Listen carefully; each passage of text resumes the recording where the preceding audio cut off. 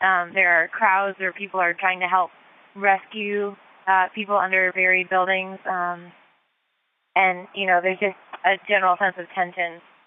People everywhere just walking around, and certainly a lot of times as you come upon a collapsed building or a collapsed apartment building, there were just men and women clambering on top of it with any kind of tool they could find to try to break through the concrete and break through the metal and try to get out people who are still trapped in those buildings.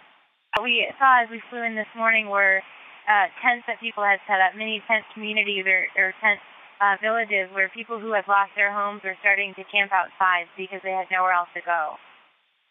Shortly after we left the airport and started winding our way up toward the office, it didn't take too long before we saw buildings collapse, doors down.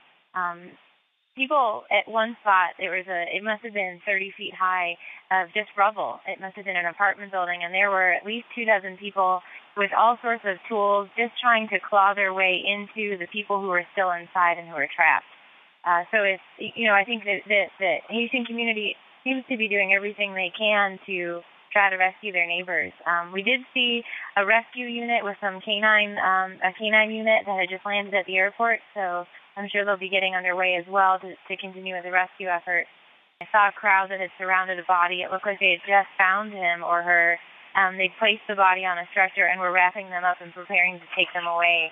And we saw that actually a few times as we were driving to the office, people carrying down from the rubble dead bodies they had found just wrapped up in blankets to try to take care of them.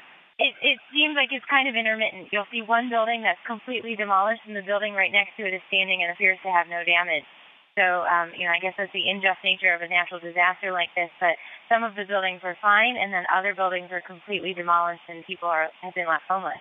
Still the biggest challenge, and for World Vision, the biggest challenge has been transportation and information. It's been so hard to get into anyone and to communicate over any kind of phone line or cell line that it's hard to know exactly what's needed. I know we sent an assessment team out yesterday, and we're actually expecting our first flight of supplies to come in. Now we're heading into our 48th hour, and it looks like relief supplies are able to get here, but they're only able to arrive during the daytime at the airport because air traffic control is still damaged, so they can't arrive overnight. I think, in day two, there's a sense of resiliency. I think they feel like there's a lot to be done, and we have the resources. We just need to get out there and start being able to distribute some of the supplies.